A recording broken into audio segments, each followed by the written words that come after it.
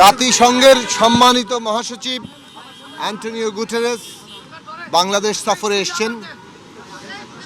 আজকে আমাদের রাজনৈতিক দলগুলো এবং বিভিন্ন কমিশন প্রধানদের সাথে তিনি একটা বৈঠক করেছেন। সেই বৈঠকে আমরা জাতিসংঘ মহাসচিবের বাংলাদেশ সফরের জন্য তাকে আমরা ধন্যবাদ জানিয়েছি। বাংলাদেশে যে রোহিঙ্গা শরণার্থী প্রত্যাবাসন সমস্যা, সেই সমস্যায় সমাধানের জন্য তার যে ইতিবাচক ভূমিকা সেটা তিনি যাতে আরও জোরদার করেন সে বিষয়ে তাকে আমরা ধন্যবাদ এবং আরও আহ্বান জানিয়েছি। এবং একই সাথে একটা ঐতিহাসিক মুহূর্তে তিনি বাংলাদেশে এসছেন, যখন বাংলাদেশে একটা জুলাই গণ অভ্যুত্থানের পরে একটা ফ্যাসিস্ট সরকার বিদায় নিয়েছে এবং একটা ফ্যাসিস্ট রাজনৈতিক ব্যবস্থা বদল করে এই দেশে একটি গণতান্ত্রিক রাজনৈতিক ব্যবস্থা প্রতিষ্ঠার সংগ্রামে আমরা আছি। সেই মুহূর্তে তার এই সফর আমরা মনে করি ভীষণ ইতিবাচক একটা ভূমিকা রাখবে। বিশেষভাবে জাতিসংঘের একটা গুরুত্বপূর্ণ ভূমিকা আমরা দেখেছি বিগত ফ্যাসিস্ট সরকার আমলে। এখানে যে মানবাধিকার লঙ্ঘন হয়েছে, গুম খুন সহ রাজনৈতিক বিরোধীদের যে ভয়ঙ্কর অত্যাচারের মুখোমুখি হতে হয়েছে, সেই ক্ষেত্রে জাতিসংঘের যে ভূমিকা এবং এই জুলাই আগস্টে যে নির্বিচার হত্যাকাণ্ড হয়েছে আমাদের দেশের তরুণ ছাত্র যুবা শিশু নারী বৃদ্ধ বাঙালি চাকমা মারমা কিংবা হিন্দু মুসলমান নারী পুরুষ সকলের উপরে এই ব্যাপারে তাদের যে রিপোর্ট, ইনভেস্টিগেশন রিপোর্ট তারা দিয়েছেন, সেই জন্য তাদেরকে ধন্যবাদ জানানো হয়েছে। কেননা এইখানে এই ভয়ঙ্কর রকম যে মানবতা বিরোধী অপরাধ ঘটেছে সেই বিষয়ে তারা তাদের রিপোর্টের মধ্যে সেই বিষয়গুলো তুলে ধরতে পেরেছেন।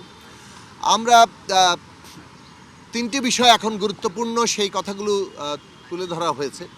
এক হচ্ছে যে এই জুলাই গণ অভ্যুত্থানের মধ্যে যে ভয়ঙ্কর হত্যাকাণ্ড হয়েছে তার বিচার হতে হবে এবং সেই বিচার আমরা আন্তর্জাতিক মানদণ্ড অনুযায়ী চাই এবং স্বচ্ছতার সাথে চাই। সেই ক্ষেত্রে জাতিসংঘ বাংলাদেশের পাশে থাকবে বলে আমরা প্রত্যাশা করেছি।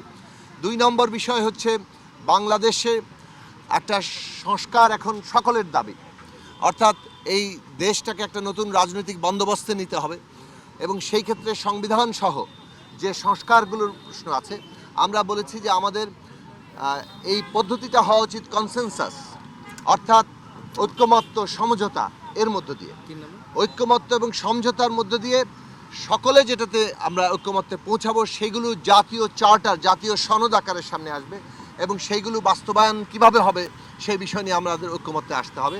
যেগুলো ঐক্যমত্য হবে না সেগুলো আকাঙ্ক্ষা হিসাবে থাকবে। এই যে জাতীয় সনদ কিংবা ন্যাশনাল চার্টার, সেটা কিভাবে বাস্তবায়ন হবে সে নিয়ে বিভিন্ন প্রস্তাবনা আছে।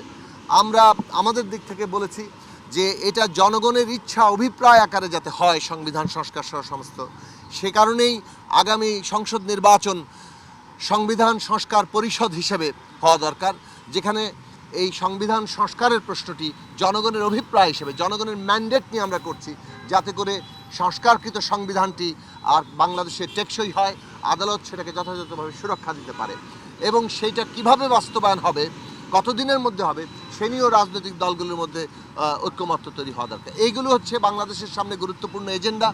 সেই এজেন্ডাগুলো নিয়ে আমরা কাজ করছি, এটা আমরা তুলে ধরেছি। একই সাথে বলবো যে জাতিসংঘ মহাসচিব তিনি বলেছেন যে বাংলাদেশে একটা গণতান্ত্রিক রূপান্তর প্রক্রিয়া চলছে এবং জাতিসংঘ তার পাশে আছে এবং জাতিসংঘ মনে করে যে বাংলাদেশের এই যে রাজনৈতিক প্রক্রিয়া, এটা যথাসম্ভব ঐক্যমত্যের মধ্য দিয়ে আমাদের নিজেদেরকেই একটা জায়গায় পৌঁছাতে হবে, যাতে করে আমরা কি পদ্ধতিতে এই পুরো উত্তরণ পর্বটি পাড়ি দিব সে বিষয়ে আমরা একমত হতে পারি।